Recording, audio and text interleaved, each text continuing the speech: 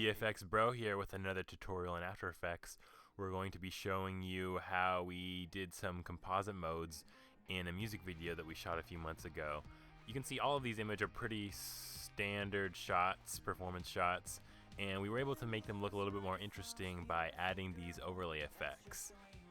So what we're going to do is take a new clip and do the same effect to it, just one take here. And you can see we got some nice yellows, some blues in there that just add a lot of artistic value to your shot. So we're going to go ahead and start a new project and import our footage. What you're going to want to do is make sure that your shot is nice and dark, but that it also has some light parts to the frame that you can use to add into the original shot. So you can see in this shot, his face is a little bit dark, but on the sides we have those lights in the background that we'll be able to use to overlay onto his face and brighten it up. We're then going to take the clip and duplicate it 2 times so that we'll have 3 total clips.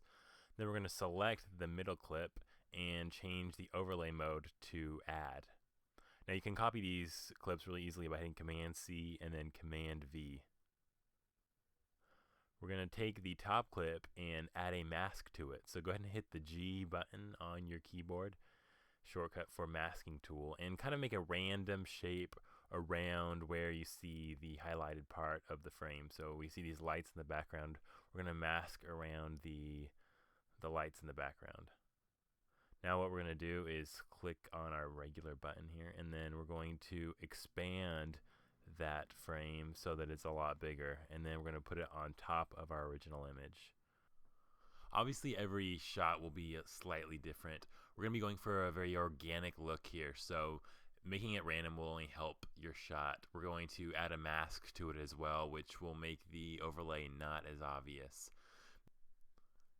I like to add a fast blur to my shots too, especially if there's a defined light within the shot. Here we can see that the background is pretty blurred already, but I'm going to go ahead and run through the process that we would use if it were really defined. So the more defined the object, the greater the blur you're going to add to the shot. That looks pretty good. We're going to go ahead and add the Add Composite mode to our newly added and masked shot, and that looks pretty good right there. You can see that our effect is really starting to take place.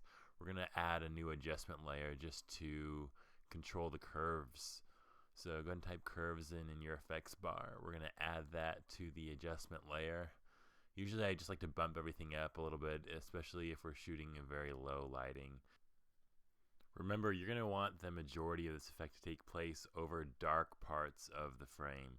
So we have a very dark jacket that he's wearing, very dark hair. Both of those places are going to be great ways to add our composite mode into the shot. Take those blues up, and we're just about there. Let's run through this here.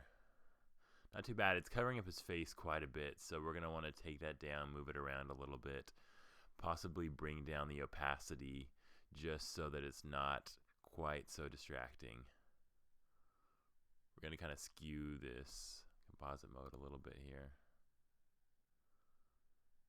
Very good. Move it out of his eyes. It's a moving shot, so the location of the overlay is going to be changing throughout the shot, which is kind of cool because it moves along with the movement of the shot, but we still want to make sure that it's not super distracting. As we render through this, we can see that parts of the image look really good, especially when the light's not completely covering his face. Okay, so what we're going to do is take the opacity down a little bit just because it's still a little bit too harsh on his face. Bring it down to about 47.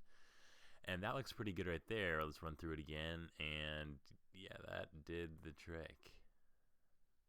Pretty cool. So this effect can be used in almost any situation where you're wanting to take a normal looking shot and add some artistic value to the shot.